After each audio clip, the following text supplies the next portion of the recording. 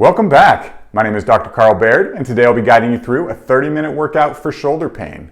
So before we get started, I wanted to remind you that the most common cause of shoulder pain in adults is going to be improper movements and inadequate strength that leads to repetitive impact on your shoulder. So when we're trying to solve shoulder pain without pills, without injections, without surgery, it's really important to correct those underlying factors. So what we will be doing today in our level 1 workout is really focus on building the foundation of movement for the rest of our shoulder pain series. So what we're going to really focus on is regaining control of our scapula stabilizers, regaining movement in our scapula, improving movement of our mid-back, and just starting to build some baseline strength. So a lot of these exercises, they're going to be a lot more conceptually challenging because you're not used to working your body this way than physically challenging. But it's really important that we have this movement and strength foundation down before we start adding anything too advanced. So if you're ready to get started, go ahead and grab your materials and let's go. Before we get started, let's go ahead and grab the equipment we're going to need for this exercise routine. For this routine, what you're going to need is a rubber resistance band, a foam roller, and then a very light weight. 5 to 10 pounds is enough. We use a kettlebell. If you don't have a kettlebell, a dumbbell will work fine. And that's it. So let's go ahead and get started with our warm-up. We're going to start down on our mat. First thing we're going to need is our foam roller. And we're going to do foam roll extensions to improve the mobility in our mid-back. So we're going to start with that foam roller just right below our shoulder blades. We're going to put our hands on the back of our head so that as we drop back, our neck doesn't fully extend like that. So from there, we're just going to extend back, hold for a second or two at the bottom, come back up, and then we're going to lift our hips, bring them down to roll the foam roller just an inch or two up our back. And then we're going to do that again. So we're just really working our way up and down our mid-back. What we have to realize is most shoulder pain can be linked to stiff mid-back. So we really want to focus on improving our mid-back mobility, which is going to improve our shoulder movement as well, which is why I always like to include this extension into our warm-up. Good. Once you've reached the top, go back to the bottom, again, right below the shoulder blades, and just work your way through this again.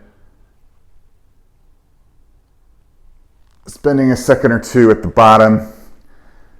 This usually feels pretty good, especially if you have a job where you're sitting at a desk, rounded forward most of the day. Just spending some time to really open up that mid-back is going to feel very good. All right.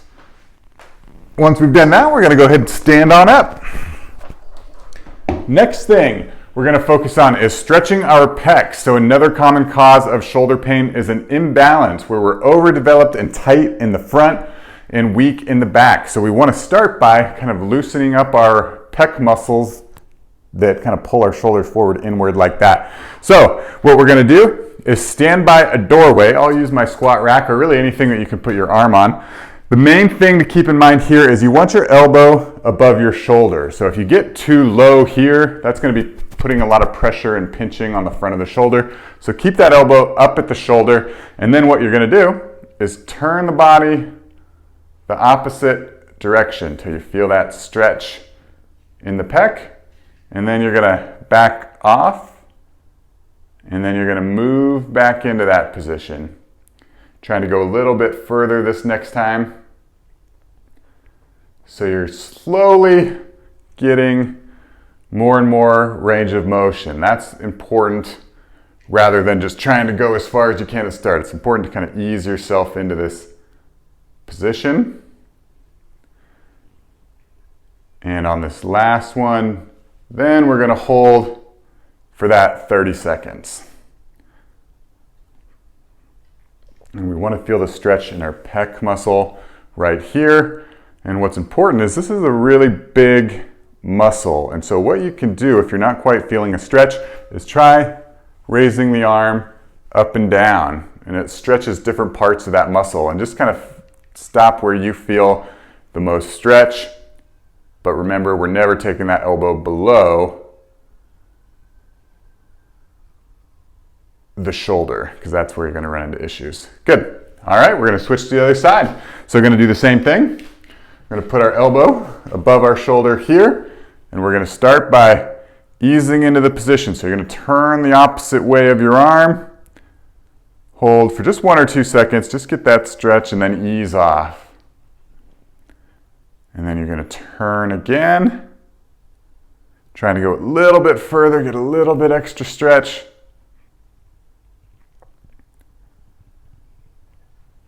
And ease off. Good. And again, remember, you can play with your arm height. If you want to go higher, that's going to give you more of a stretch. Just where you're tight, that's okay as well. Good. And then we're going to hold. So we're going to spend the last 30 seconds holding this position, really trying to free up that pec to improve shoulder movement.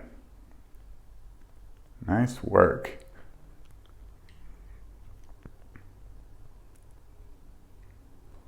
And done. Good. Next one.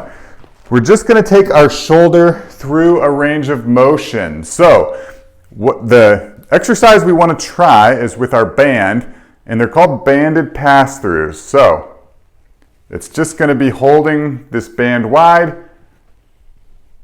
and bringing it forward and then back over your head and back. Now, if you have shoulder pain, sometimes, especially in the beginning, and this is level 1, you don't have this full range of motion, meaning you can't even get your shoulder up here without just a lot of pain. If that's the case, what you can do is move into just a passive shoulder range of motion exercise. So instead of using the band and going back and forth through there, you're going to take a pole, a broomstick, any kind of thing, long skinny thing that you can put on the palm of your hand, and you're going to use your opposite hand to just push the shoulder and get as much range of motion as you can. So again, I've worked with people where they get stopped right here. That's fine. Just spend some time getting the range of motion you can. What you'll notice, the more you do it, the higher you're going to go. But when you have shoulder pain, goal number 1, get out of pain. Goal number 2 is get the range of motion back if you're having limited range of motion. And this is one of the best exercises to do that. So spend some time. Again, do both sides if you're limited on both sides. And that's it. So reminder, if there's no loss of range of motion, it's not painful, do the banded pass-throughs. If it is, add in this one. And now we should be feeling pretty warm. Our shoulders are good to go. We're going to get into the beginning of our workout. So we're going to start on all fours. We're going to do an exercise that is called scap circles. And this is one of the ones that, again, it's more mentally challenging, conceptually challenging than it is physically challenging, because we're not going to be used to moving our shoulder blades this way. So in this all four position, we're going to start keeping your elbows straight and just drop your body over your shoulders. And you should feel your shoulder blades kind of peel off the rib cage there. So that's the first step that we want. Can you get this range of motion? The key here is keeping those elbows straight. You're going to have a tendency to want to bend forward like that. So keep those elbows straight. Now, if that feels good, then we can start adding circles to it. So what I like to think about is moving my body, keeping my shoulders in place and moving my body around my shoulder blades. So we'll start by going down. We're going to roll forward. Then we're going to press back up, really stretch those shoulder blades as we sink back, and then we're going to ease right back into it. And so what we're really trying to do is improve movement of our shoulder blade on our rib cage. So when we're treating shoulder pain, it's not just a shoulder joint issue. It's a shoulder joint, shoulder blade, and mid-back issue. So that's why in this level 1, I really want to focus on getting that shoulder blade movement back, because again, a lot of times with shoulder pain, it's going to be too painful to do a lot of the advanced shoulder strengthening exercises. So let's focus on building the foundation while we get that pain away. Good. Last thing is we're going to switch directions. So now instead of coming forward, I'm going to drop down and come backwards. Now a lot of times, I've taught this to a lot of people, usually one direction is a lot more awkward than the other. So we really want to make sure we take time for both.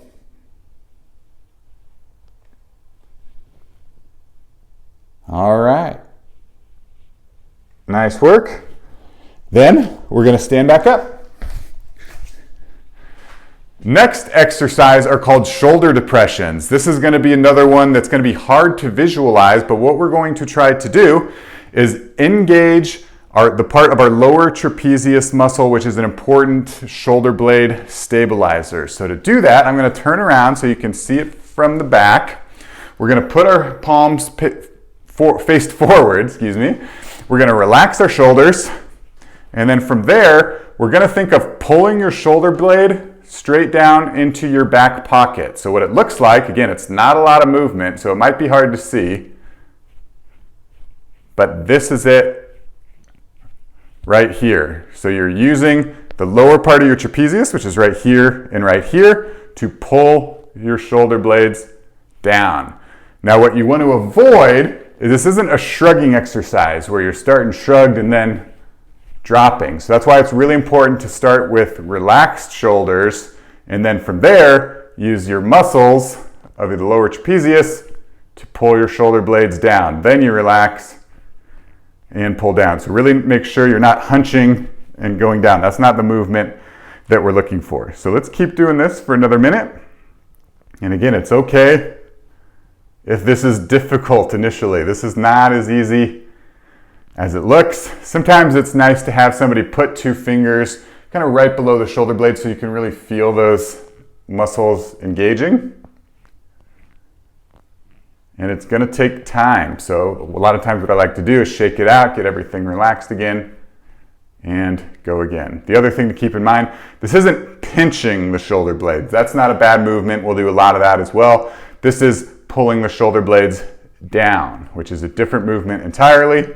Usually a little more difficult for people to get down. Good. Next thing, we're going to start with a basic strengthening exercise. So we're going to be doing our banded rows. So what we're going to use is, again, this rubber band here.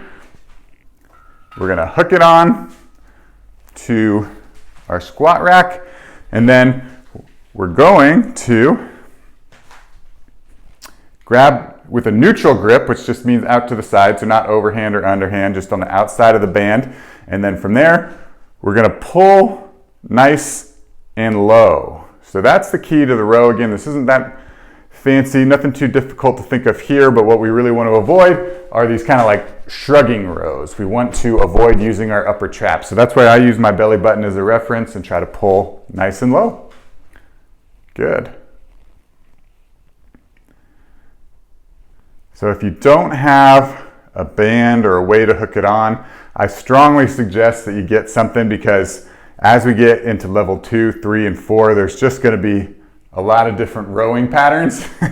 And the best way to do it is with some sort of rubber band like this. So if you don't have one, I'd strongly suggest getting one, because yeah, we'll be doing lots and lots of rows. Good. So if you get to the end, you can add a little shoulder squeeze to get that little last range of motion. Really feel it between the shoulder blades. That's a good way to really work this exercise. Good. All right, and we're done. Next one is going to be called a bottoms up kettlebell hold. So this is where we're going to use our weight. If you have a kettlebell, I'd grab that, but if not, just a dumbbell or anything. I mean, 5 pounds is really all you need for this one. And what we're going to do is bring our arm and elbow to what's called the 90-90 position. So I'm 90 degrees straight out and my elbow's bent at 90 degrees. And then I'm just holding this kettlebell here. And so what we want to focus on, bringing our shoulder back.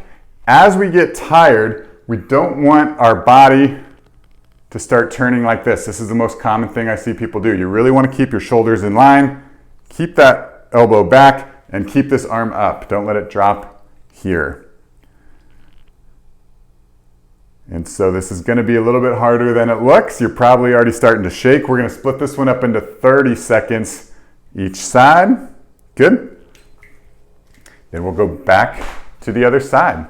Same thing, we're in that 90-90 position, pulling your shoulder back, and again, really maintaining this nice, strong core position. This is part of our, what we call shoulder centration exercises.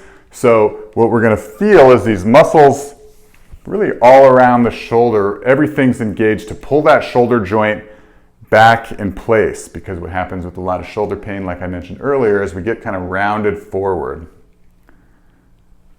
Good. We're going to switch back to the other side. The best example I've heard for this shoulder joint is it's like a golf ball on a golf tee. So it's this ball and socket joint, but the ball is bigger than the socket, which is rare in the body. Like the hip is a ball and socket joint, but the socket really surrounds that ball, keeps it nice and stable.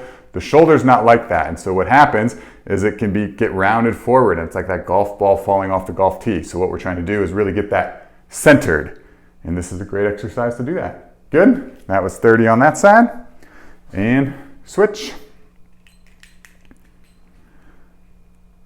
All right. Oh, pull that shoulder back. See how you have a tendency, your body has a tendency to really kind of pull it forward. So make sure you're pulling your shoulders back, your elbows staying up. You're at this 90-90 position here. And again, we want to feel it in the back of the shoulder, just kind of everything contracting to keep that shoulder joint in place. You might find that one side is much more difficult than the other. That's very common too. All right, good. Next, we are moving into a hip hinge. So again, this is a lower body movement. You're going to be thinking, why are we doing this? But what this movement does is it teaches us how to shift our movements and the muscles engaged into our posterior chain. And that's really with shoulder pain what we want. The posterior chain runs from the bottom of your foot, hamstrings, glutes, all the way into your back. And so that's why we really want to focus on this hip hinge. And as we progress this movement, we're going to get into lifts, and lifts are actually really good for muscles in the shoulder as well. So we're going to start with this hip hinge. To perform, you're going to feet hip width apart, loose knees, and then sending your hips back, stopping when you feel tension in the hamstrings, and coming back up. So a few things to keep in mind here. The movement is sending the hips back. It's not bending the trunk forward.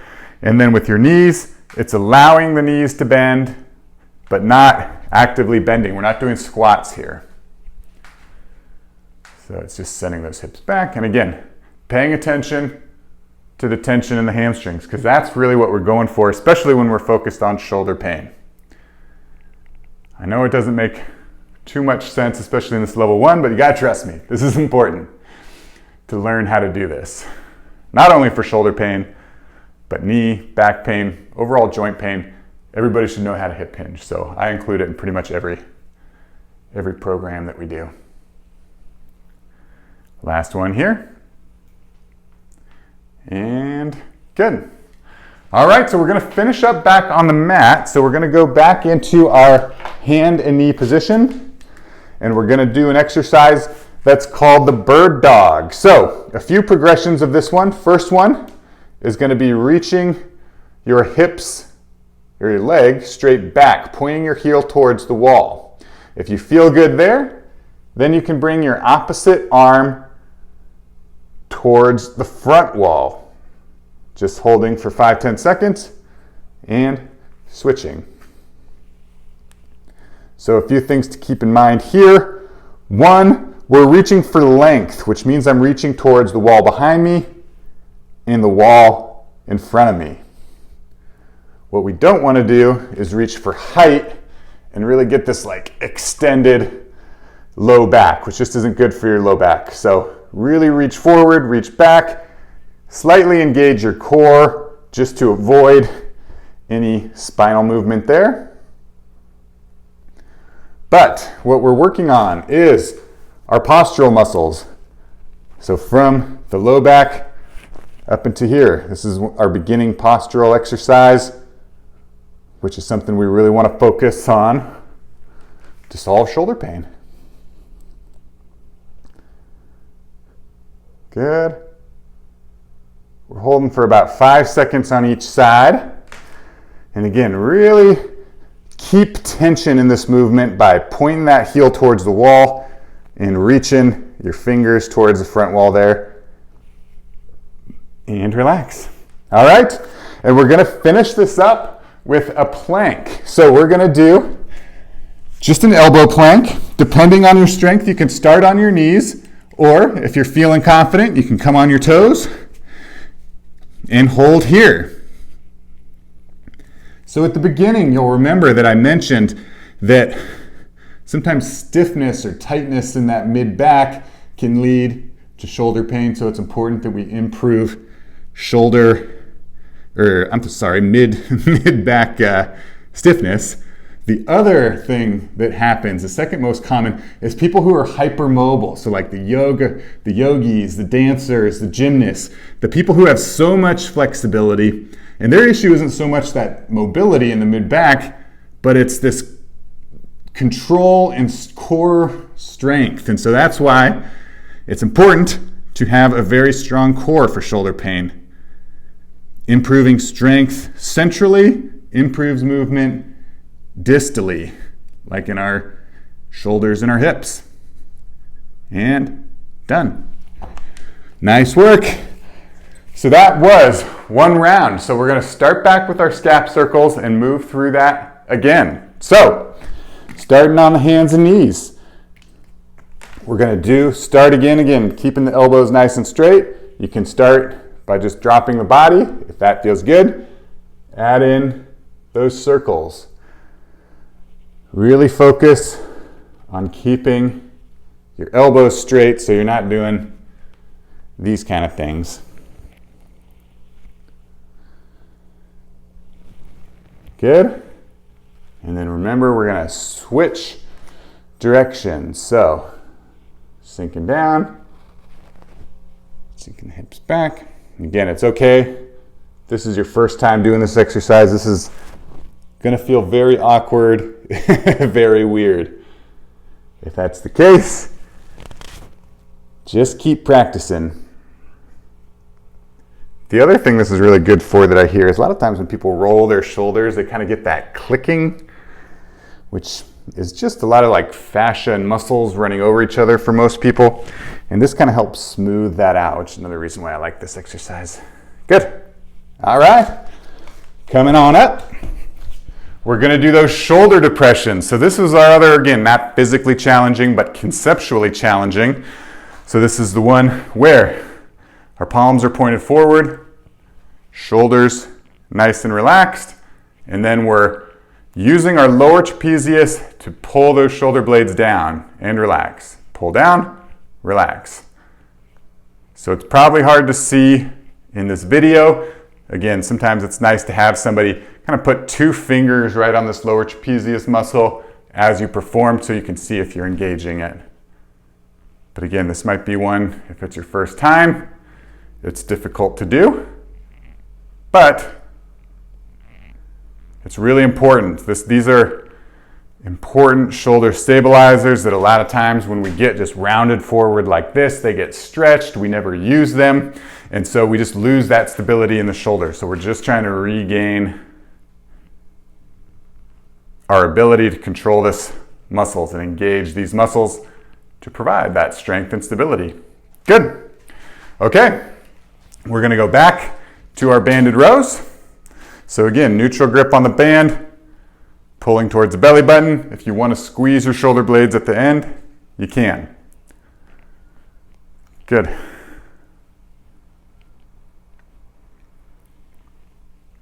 So nothing too fancy with this one. Really just making sure you're pulling low and avoiding the hunchy rows. That's going to be where you're going to get into trouble with shoulder pain.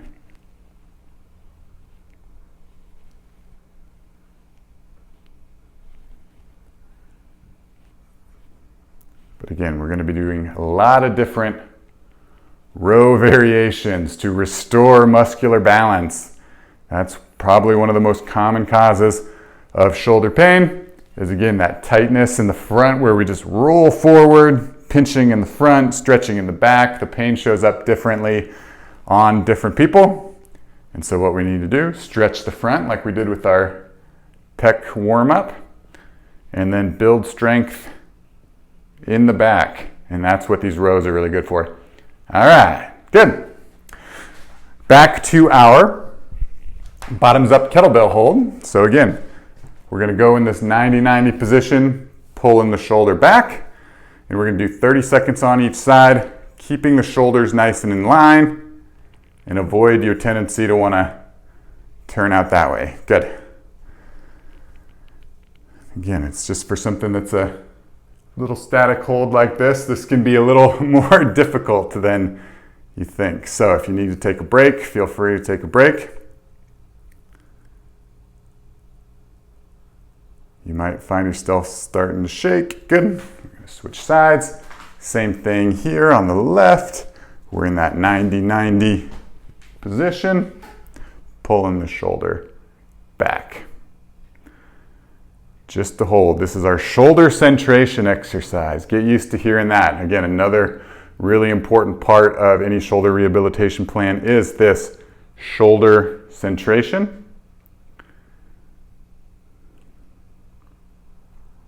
All right, back to the other side. We're in that 90-90 position here, pulling that shoulder back, keeping our shoulders in line so we're not twisting as we start to fatigue. You're doing good. We're almost done.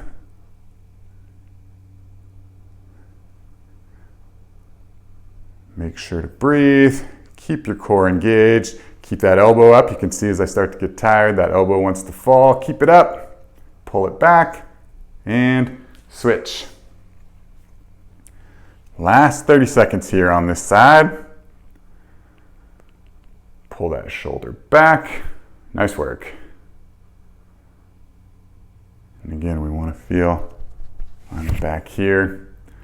Again, if you don't have a kettlebell, dumbbell's fine. I like this bottoms up position because it gets a little wrist balance and strength as well to prevent the kettlebell from falling. That's why I like this one, but not 100% necessary to have.